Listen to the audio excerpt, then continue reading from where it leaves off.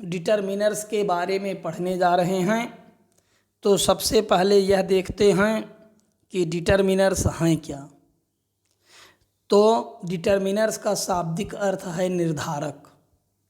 तो वे शब्द जो किसी नाउन के पूर्व जुड़कर उस नाउन की संख्या या मात्रा को निर्धारित करते हैं या उसकी ओर संकेत या इशारा करते हैं या उसकी विशेषता बतलाते हैं, निर्धारक कहलाते हैं।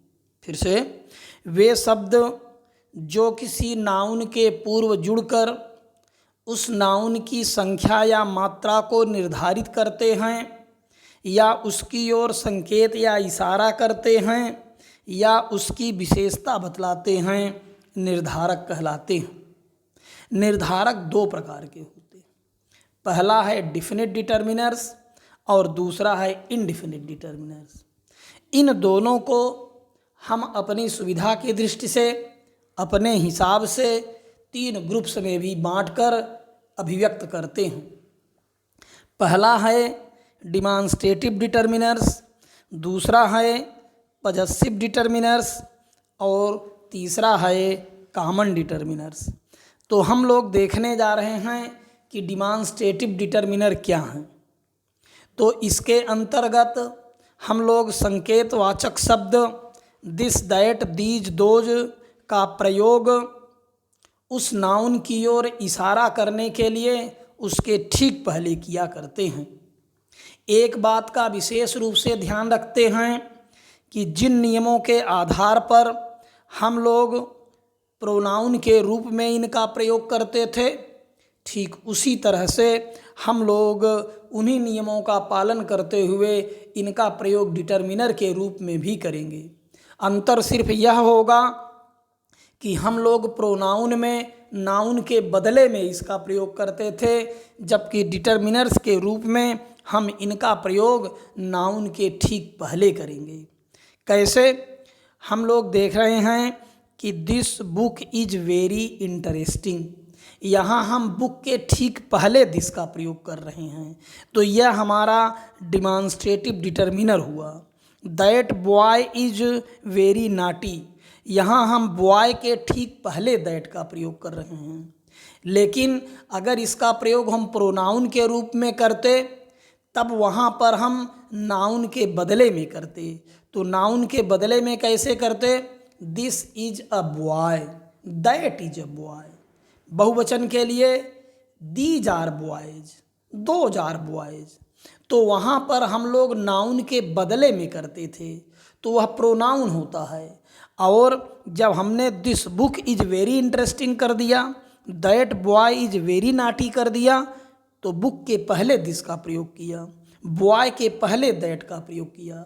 तो यहाँ यह हमारा डिमॉन्स्ट्रेटिव डिटरमिनर हो गया। अब हम लोग देखने जा रहे हैं पजेसिव डिटरमिनर। इसके अंतर्गत हम लोग possessive pronoun my, our, thy, your, his, her, their और इट्स शब्दों का प्रयोग नाउन के ठीक पहले करते हुए प्रोनाउन के नियम के आधार पर ही करते हैं। ध्यान यह रखेंगे कि हम लोग पजेसिव जो pronoun mine, ours, yours, theirs ये शब्द हैं, इनका प्रयोग डिटरमिनर के रूप में नहीं करते हैं। कैसे? उदाहरण के माध्यम से हम लोग देख लें। This is my pen, that is your book. तो यहाँ पर पेन के पहले माई आया, बुक के पहले योर आया, तो यह हमारा पजेसिव डिटरमिनर हुआ।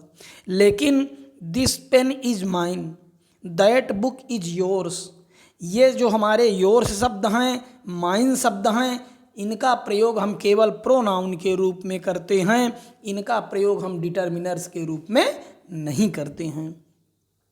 अब हम लोग देखने जा रहे हैं कॉमन डिटरमिनर क्या हैं। इसके अंतर्गत हम किन डिटरमिनर्स का प्रयोग करते हैं, वे अब हम लोग देखने जा रहे हैं कि हमारे कौन कौन से कॉमन डिटरमिनर के अंतर्गत आते हैं। तो इसके अंतर्गत हम लोग जिन डिटरमिनर्स का प्रयोग करते हैं उनकी संख्या अनंत है। क्यों अनंत है? क्योंकि हमारी जो संख्याएं होती हैं, नंबर्स होती हैं, वे डिटरमिनर्स होती हैं, और जो संख्याएं हैं, नंबर्स हैं, वे अनंत हैं। जब संख्याएं अनंत हैं और संख्याएं डिटर्मिनर्स होती हैं तो हमारे डिटर्मिनर्स भी अनंत होंगे। किंतु जो हमारे मुख्य रूप से परीक्षा उपयोगी डिटर्मिनर हैं या जो इन्हें हम महत्वपूर्ण डिटर्मिनर समझते हैं, जिनका प्रयोग आए जगह पर हुआ करता है, वे हमारे कौन कौन से हैं, तो उनके बारे में हम आपको यहाँ बताने जा रहे हैं कि जो हमारे मुख्य या परीक्षा उपयोगी डिटर्मिनर हैं वे कौन कौन से हैं। तो पहला हम लोग देखने जा रहे हैं यूज ऑफ सम। सम का प्रयोग हम लोग कैसे करेंगे? तो कुछ, कोई या थोड़ा के अर्थ में नाउन हमारा चाहे काउंटेबल हो या अनकाउंटेबल हो, हम जिसकी गणना कर सकें या जिसकी गणना न कर सकें, दोनों प्रकार के नाउन के पहले यदि वाक्य हमारा अफर्मेटिव है तो ऐसी स्थिति में हम लोग दोनों प्रकार के नाउन के पहले सम का प्रयोग करते हैं। फिर से, नाउन हमारा चाहे काउंटेबल हो चाहे अनकाउंटेबल हो, यदि वह कुछ, कोई या थोड़ा के अर्थ को व्यक्त करता है, वाक्य अफर्मेटिव है, तो वहाँ पर हम लोग अफर्मेटिव वाक्यों में कुछ, कोई या थोड़ा के अर्थ में हम लोग सम का प्रयोग करेंगे। इसके अतिरिक्त ऐसे इंट्रोगेटिव वाक्यों में भी, ऐसे प्रश्नवाचक वाक्यों में भी हम लोग सम का प्रयोग करते हैं, जिसमें निवेदन पूर्वक या आग्रह पूर्वक, रिक्वेस्ट पूर्वक कोई प्रश्न किया जाए तो वहाँ भी हम लोग दोनों प्रकार के नाउन के पहले सम का प्रयोग करते हैं। कैसे? Some boys are playing a game, give me some milk. वहाँ पर बॉयज हमारा काउंटेबल नाउन था, यहाँ मिल्क हमारा अनकाउंटेबल नाउन है। और इंट्रोगेटिव वाक्य को उदाहरण लेकर देख लीजिए, would you give me some money please. यह वाक्य हमारा इंट्रोगेटिव है, लेकिन इस वाक्य में निवेदन पूर्वक धन की मांग की जा रही है। ऐसी स्थिति में यहाँ हम लोग इंट्रोगेटिव वाक्य में भी सम का प्रयोग करते हैं। तो क्या निकला निष्कर्ष? कि सामान्य रूप से हम लोग अफर्मेटिव वाक्यों में कुछ, कोई या थोड़ा के अर्थ में काउंटेबल एवं अनकाउंटेबल दोनों प्रकार के नाउन के पहले सम का प्रयोग करेंगे। और यदि वाक्य में विनम्रता पूर्वक, निवेदन पूर्वक, आग्रह पूर्वक, रिक्वेस्ट पूर्वक यदि कोई प्रश्न किया जाए, इंट्रोगेटिव वाक्य हो, तो वहाँ भी हम लोग सम का प्रयोग करते हैं। अब हम लोग देखने जा रहे हैं एनी का प्रयोग। तो कहता है सम के अर्थ में ही, अर्थात कुछ, कोई या थोड़ा के अर्थ में ही वाक्य यदि निगेटिव या इंट्रोगेटिव है, नकारात्मक या प्रश्नवाचक है, तो नाउन चाहे काउंटेबल हो या अनकाउंटेबल हो, दोनों प्रकार के नाउन के पहले हम लोग एनी का प्रयोग करते हैं। हम लोग उन वाक्यों में भी एनी का प्रयोग करते हैं जिसमें नाट भले न लगा हो, लेकिन निगेटिव बोधक शब्द लगे हुए हों, निगेटिव के अर्थ का बोध कराने वाले शब्द लगे हों। कौन कौन से शब्द लगे हों? हार्डली है, सेक्रेसली है, बेयरली है। अगर इस प्रकार के शब्द वाक्य में लगे हैं तो वहाँ भी हम लोग एनी का ही प्रयोग करते हैं। भले ही वाक्य देखने में अफर्मेटिव लग रहा है, लेकिन इन शब्दों के लगने से वह वाक्य निगेटिव का बोध कराने लगता है, तो वहाँ भी हम लोग एनी का प्रयोग करते हैं। कैसे?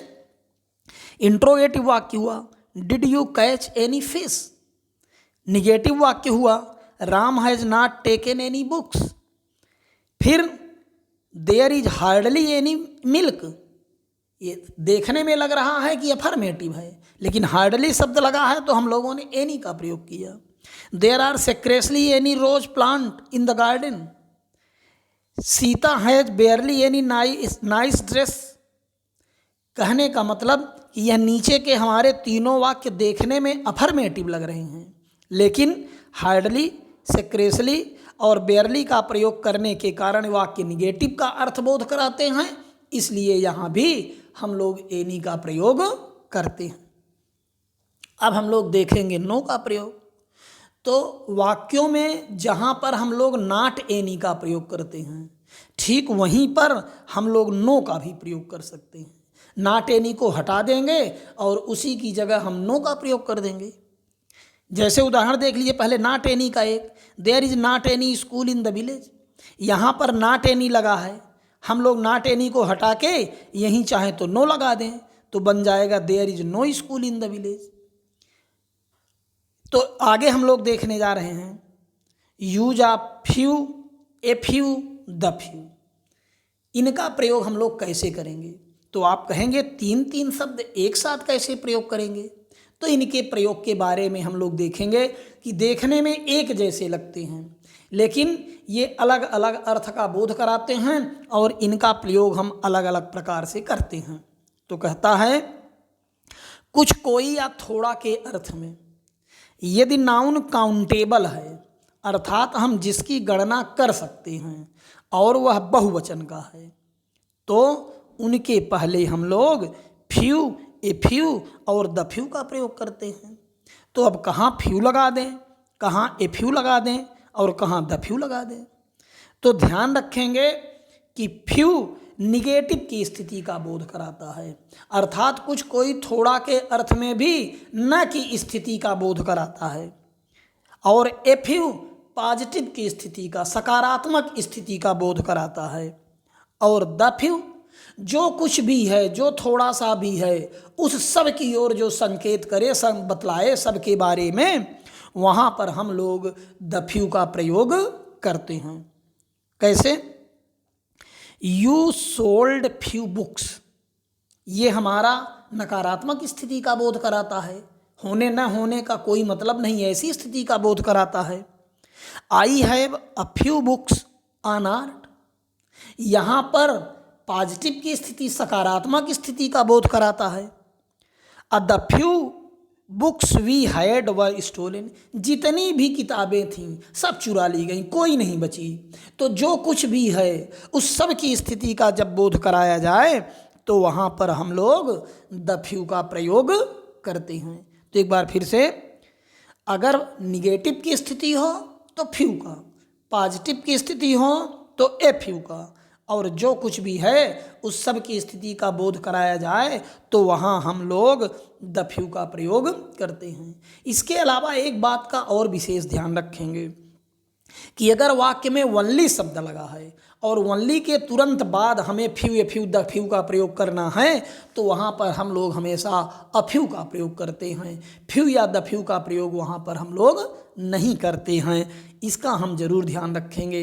जैसे I have only a few books, only लग गया इसलिए यहाँ पर हम लोग केवल अ फ्यू बुक्स का प्रयोग करेंगे, वहाँ हम लोग फ्यू बुक्स या द फ्यू बुक्स का प्रयोग नहीं करेंगे। अब हम लोग देखने जा रहे हैं लिटिल, अ लिटिल और द लिटिल का प्रयोग। तो जिन स्थितियों में काउंटेबल नाउन के पहले हम लोग few, a few, the few का प्रयोग करते थे, ठीक उन्हीं स्थितियों में क्रम से हम लोग अनकाउंटेबल नाउन, अगणनीय संज्ञा के पहले हम लोग little, a little, the little का प्रयोग करेंगे। जहाँ फ्यू करते थे वहाँ लिटिल करेंगे, जहाँ अफ्यू करते थे वहाँ अ लिटिल करेंगे, जहाँ द फ्यू करते थे वहाँ द लिटिल करेंगे। अंतर है कि उनका प्रयोग हम लोग काउंटेबल नाउन के पहले करते थे, few, a few, the few का, और little, a little, the little का प्रयोग हम लोग अनकाउंटेबल नाउन के पहले करेंगे। कैसे? He took little rice in his meal, I have a little time for reading, the little work he had was poor, जो कुछ भी था वह सब, अर्थात पॉजिटिव की स्थिति के लिए हम लोग करेंगे अ लिटिल, निगेटिव की स्थिति के लिए हम लोग लिटिल, और जो कुछ भी है उस सब की स्थिति का बोध कराने के लिए हम लोग द लिटिल का प्रयोग करते हैं। अब हम लोग देखने जा रहे हैं इनफ का प्रयोग। तो इनफ का अर्थ होता है काफ़ी या पर्याप्त, अर्थात यदि कोई वस्तु, यदि कोई नाउन अपनी आवश्यकता के बिल्कुल बराबर हो, तनिक भी कम या ज़्यादा न हो या उससे ज़्यादा हो, तो मतलब कम न हो, बराबर हो या उससे थोड़ा सा अधिक हो। नाउन चाहे काउंटेबल हो और नाउन चाहे अनकाउंटेबल हो, दोनों ही स्थितियों में हम लोग इनफ का प्रयोग करते हैं। तो एक बार फिर से, यदि कोई वस्तु या नाउन अपनी आवश्यक आवश्यकता से संख्या या मात्रा में थोड़ा सा अधिक हो या बिल्कुल बराबर हो, एग्जैक्ट बराबर हो, कम बिल्कुल नहीं होना चाहिए, किसी कीमत पे कम नहीं होना चाहिए, तो वहाँ काउंटेबल एवं अनकाउंटेबल दोनों प्रकार के नाउन के पहले हम लोग इनफ का प्रयोग करते हैं। उदाहरण, I gave him enough money, पर्याप्त धन दिया। दे हैव इनफ बुक्स, उसके पास पर्याप्त किताबें हैं। अब हम लोग देखेंगे मैनी। मैनी माने बहुत, अधिक, ज़्यादा। तो बहुत अधिक या ज़्यादा के अर्थ में, अर्थात इनफ से कुछ ज़्यादा की स्थिति हो, तो काउंटेबल नाउन के पहले हम लोग वाक्य चाहे अफर्मेटिव हो या निगेटिव हो, दोनों प्रकार के वाक्यों में हम लोग मैनी का प्रयोग करते हैं यदि नाउन हमारा काउंटेबल हो, जिसकी गिनती हम लोग कर लें। यदि ऐसे नाउन हों तो उनके लिए हम लोग मैनी का प्रयोग करते हैं। कैसे? Many people are lazy, I have not many books. वाक्य अफर्मेटिव था, वाक्य निगेटिव था। अगर बहुत अधिक या ज़्यादा का अर्थबोध करा रहा है तो हम लोग वहाँ काउंटेबल नाउन के पहले मैनी का प्रयोग करते हैं। फिर है मच का प्रयोग। तो इनफ से ज़्यादा की स्थिति को व्यक्त करने के लिए अनकाउंटेबल नाउन के पहले हम लोग जिसकी गिनती न कर सकें, ऐसे नाउन के पहले हम लोग अफर्मेटिव एवं निगेटिव दोनों प्रकार के वाक्यों में मच का प्रयोग करते हैं। सामान्य रूप से मच का प्रयोग हम लोग निगेटिव वाक्यों में, मैनी का भी प्रयोग हम लोग निगेटिव वाक्यों में करते हैं, लेकिन अफर्मेटिव में भी इनका प्रयोग हम लोग कर सकते हैं। कैसे? आई हैव नॉट मच मनी, हम लोग धन की गिनती नहीं कर सकते हैं, इसलिए हम लोगों ने मच का प्रयोग किया। Much milk was wasted, milk दूध की हम लोग गणना नहीं कर सकते हैं, केवल माप या तौल सकते हैं, तो वहाँ पर भी हम लोग मच का प्रयोग करते हैं। तो कहता है वाक्य चाहे निगेटिव हो या अफर्मेटिव हो, अगर अनकाउंटेबल है तो मच का प्रयोग करेंगे, अगर काउंटेबल है तो हम लोग मैनी का प्रयोग करेंगे।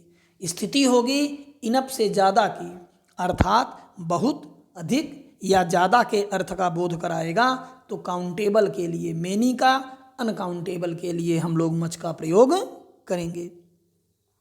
अब कहता है ए लॉट ऑफ, ज़्यादा, बहुत ज़्यादा। तो बहुत अधिक या बहुत ज़्यादा के अर्थ में, अर्थात जब वस्तुओं के भंडारण की स्थिति का बोध कराया जाए, ज़्यादा की स्थिति का बोध कराया जाए, तो नाउन चाहे काउंटेबल हो और नाउन चाहे अनकाउंटेबल हो, दोनों प्रकार के नाउन के पहले हम लोग अ लॉट ऑफ का प्रयोग करते हैं। There are a lot of books in the library, library में बहुत सारी किताबें हैं, काउंटेबल नाउन हुआ। There is a lot of water in the river, नदी में बहुत पानी है, अनकाउंटेबल नाउन हुआ। There is a lot of flowers in the garden, countable noun हुआ। अर्थात भंडारण की स्थिति का बोध कराए, बहुत ज़्यादा या बहुत अधिक स्थिति का बोध कराए, तो नाउन चाहे काउंटेबल हो, नाउन चाहे अनकाउंटेबल हो, दोनों प्रकार के नाउन के पहले हम लोग ए लॉट ऑफ का प्रयोग करते हैं। अब हैं यूज ऑफ ऑल ऑबली होल। आल और होल का प्रयोग कहाँ करते हैं, कैसे करते हैं? आल माने भी सब संपूर्ण पूरा, होल माने भी सब संपूर्ण पूरा, तो कहाँ पर हम आल लगा दें और कहाँ पर हम होल लगा दें? तो कहता है कि सब संपूर्ण या पूरा के अर्थ में चाहे नाउन काउंटेबल हो और चाहे नाउन अनकाउंटेबल हो, दोनों प्रकार के नाउन के पहले हम लोग आल और होल का प्रयोग करते हैं। तो फिर अलग अलग कैसे करें, कहाँ आल लगा दें कहाँ होल लगाएं कि दोनों जगह वही लगेंगे? तो नहीं, अलग अलग लगेंगे। अब कहाँ आल लगाते हैं? तो सामान्य रूप से यह कहा जाता है कि आल का क्षेत्र विस्तृत है और होल का क्षेत्र सीमित है। तो जानेंगे कैसे? तो कहता है कि होल के ठीक पहले हम लोग द आर्टिकल का या किसी पजेसिव का प्रयोग, पजेसिव केस का प्रयोग, my, our, your, his, her, theirs, its, इनका प्रयोग हम आवश्यक रूप से करते हैं। तो वहाँ पर हमारा क्षेत्र सीमित होने का बोध कराता है और हम लोग होल का प्रयोग करते हैं। लेकिन आल के ठीक पहले हम इन शब्दों का प्रयोग नहीं करते। आल के बाद भले इनका प्रयोग हो जाए, लेकिन आल के ठीक पहले इनका प्रयोग हम नहीं करते। कैसे? आल बॉयज आर प्रेजेंट टूडे, यहाँ पर आल के ठीक पहले न तो द आर्टिकल है न पजेसिव केस है, लेकिन the whole boys are present today, यहाँ पर होल के ठीक पहले हम लोगों ने द का प्रयोग किया। तो जब द का प्रयोग हुआ हो या किसी पजेसिव केस का प्रयोग किया जाए तो वहाँ पर हम लोग होल लगाएंगे, और यदि पहले ये शब्द नहीं हैं, बाद में भले हों या न हों, वहाँ हम लोग सब संपूर्ण या पूरा के अर्थ में काउंटेबल एवं अनकाउंटेबल दोनों प्रकार के नाउन के पहले हम लोग आल का प्रयोग करेंगे। अब हम लोग देखने जा रहे हैं ईच और इवरी। ईच माने भी प्रत्येक होता है, इवरी माने भी प्रत्येक होता है। तो फिर कहाँ ईच का प्रयोग कर दें, कहाँ हम लोग इवरी का प्रयोग कर दें? तो कहता है कि दो या दो से अधिक में से प्रत्येक के अर्थ में एक एक की अलग अलग स्थिति को व्यक्त करने के लिए हम लोग ईच का प्रयोग करते हैं। फिर से, दो या दो से अधिक में से प्रत्येक के अर्थ में एक एक की अलग अलग स्थिति को व्यक्त करने के लिए हम लोग ईच का प्रयोग करेंगे। तो इवरी कहाँ लगेगा? तो कहता है जब तीन या तीन से अधिक में से प्रत्येक के अर्थ में आल का भाव बोध कराने के लिए, अर्थ प्रत्येक का निकले, भाव आल का निकले, सब का निकले, तो वहाँ हम लोग इवरी का प्रयोग करते हैं। तो निष्कर्ष क्या निकला कि अर्थ दोनों, इवरी माने भी प्रत्येक, ईच माने भी प्रत्येक, लेकिन ईच की स्थिति कहाँ बनेगी? दो या दो से अधिक में से। इवरी की स्थिति कहाँ बनेगी? तीन या तीन से अधिक में से। लेकिन ईच एक एक की अलग अलग स्थिति व्यक्त करता है और इवरी अर्थ प्रत्येक का करेगा, लेकिन भाव आल का, सब का भाव का बोध कराएगा। तो वहाँ पर हम लोग इवरी का प्रयोग करेंगे। उदाहरण देख लीजिए, each boy has got a pen, एक एक अलग अलग। फिर every boy carried a bench, सभी, प्रत्येक माने सभी, जितने पूरे समूह का बोध करा रहा है। तो जब समूह का बोध कराए, आल के भाव को व्यक्त करे, अर्थ प्रत्येक हो तो इवरी, और एक एक की अलग अलग स्थिति व्यक्त करे तो हम लोग ईच का प्रयोग करते हैं। अब हम लोग देखने जा रहे हैं आइदर का प्रयोग। तो दो में से किसी एक की स्थिति को व्यक्त करने के लिए हम लोग आइदर का प्रयोग करते हैं। दो में से एक, दो में से दो हैं तो दो में से एक। हम उदाहरण को स्पष्ट करने के लिए आपको बताए दे रहे हैं कि देयर आर टू बॉयज, दो बच्चे हैं। देयर आर टू बॉयज, दो लड़के हैं। Either of a boys reading book, उनमें से एक ही लड़का पुस्तक पढ़ रहा है। हैं दो, पढ़ केवल कौन रहा है? एक। तो आइदर बॉय, एक लड़का। तो वही देयर आर टू बॉयज स्पष्ट करने के लिए हमने आपको क्लियर कर दिया कि देयर आर टू बॉयज, दो बच्चे हैं। Either of a boys reading book, उनमें से एक ही लड़का पुस्तक पढ़ रहा है, दोनों नहीं पढ़ रहे हैं, एक लड़का पढ़ रहा है।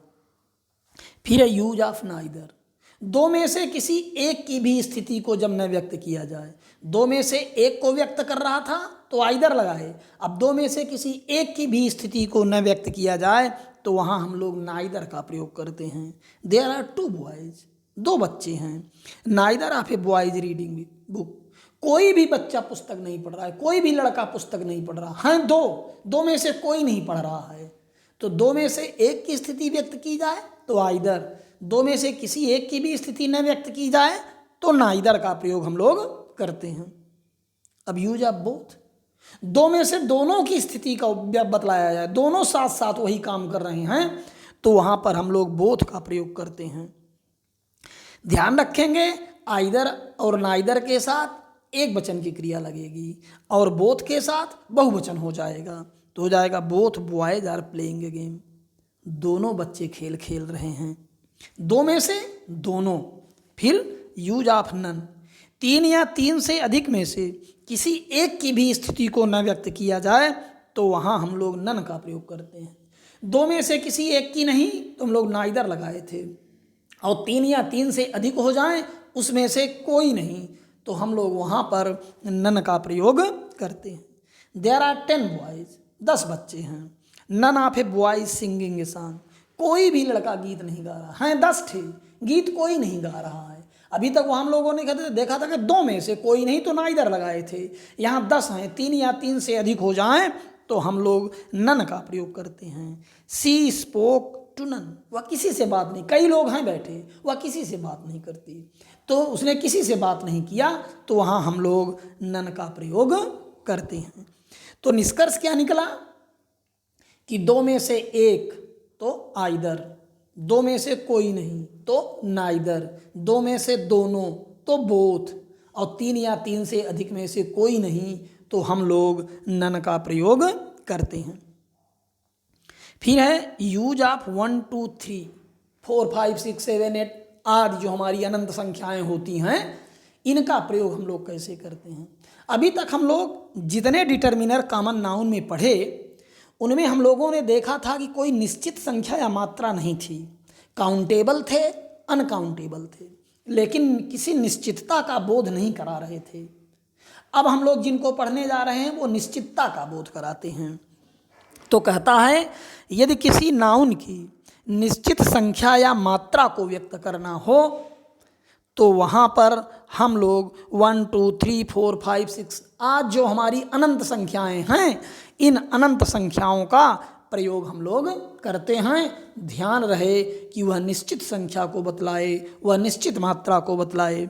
आई have 2 books, he has 4 pens, I have 100 pens, he has 1000 pens. तो वहाँ पर हम लोग निश्चित संख्या या मात्रा को बतलाने के लिए 1 2 3 4 5 6 आदि संख्याओं का प्रयोग करते हैं। फिर है use of first second third fourth fifth six, ये हमारी जो ऑर्डिनल संख्याएं हैं, क्रमिक संख्याएं, एक के बाद एक, एक के बाद एक। अभी जो हमारी जो अनंत संख्याएं थी उसमें हम लोगों ने देखा था 1 के बाद जितने भी संख्याएं थी सबके साथ बहुवचन लगता। यहाँ पर जो हमारी हैं केवल एक का बोध कराएगा, केवल एक का, एक के बाद एक, एक के बाद एक, एक के बाद एक, एक के बाद एक। जैसे फर्स्ट पहला, सेकंड दूसरा, थर्ड तीसरा, फोर्थ चौथा, फिफ्थ पांचवा, मतलब केवल एक के लिए बोध कराएगा। तो यदि किसी नाउन की निश्चित स्थिति बतलानी हो, निश्चित स्तर बतलाना हो, उसकी निश्चित श्रेणी बतलानी हो, उसका निश्चित वर्ग बतलाना हो, उसकी निश्चित कक्षा बतलानी हो, तो हम लोग वहाँ पर first second third fourth fifth six आदि ऑर्डिनल संख्याओं का, क्रमिक संख्याओं का हम लोग प्रयोग करते हैं। कैसे लिखा है, the first group is more active, पहला वाला, कई ग्रुप हैं, 5 7 10 ग्रुप हैं, उनमें से पहला वाला। We are on the second floor, घर में कई फ्लोर बने हैं, घर का कई फ्लोर है, first second third fourth fifth six, हम लोग सेकेंड वाली पे हैं, दूसरी वाली मंजिल पे हैं। तो कहने का मतलब यह निकला कि कईयों में से नंबर एक, जैसे 10 पेन रखे हुए हैं तो देयर आर 10 पेन्स, लेकिन उनमें से 5वें नंबर वाला केवल एक, तो फिफ्थ पेन, दूसरे नंबर वाला तो सेकंड पेन, 10वें नंबर वाला तो 10th पेन। अर्थात जब उनमें से केवल एक की स्थिति को बतलाए, एक के स्तर को बतलाए, एक की श्रेणी को बतलाए, एक की निश्चितता को बतलाए, तो वहाँ पर हम लोग ऑर्डिनल संख्याओं का फर्स्ट सेकेंड थर्ड फोर्थ आदि का प्रयोग करते हैं। ये हमारे कुछ महत्वपूर्ण डिटर्मिनर्स रहे जो परीक्षा में सामान्यतया अक्सर यही आया करते हैं, चाहे कोई कॉम्पिटिटिव एग्जामिनेशन हो या हमारी क्लासेस की एग्जामिनेशंस हों, सामान्य रूप से यही हमारे परीक्षा में आते हैं। हमारा वीडियो आपको कैसा लगा? अगर अच्छा लगा हो तो आप लाइक करें। जो लोग सब्सक्राइब नहीं किए हैं, आगे के वीडियो पाने के लिए सब्सक्राइब कर लें और शेयर करें। धन्यवाद।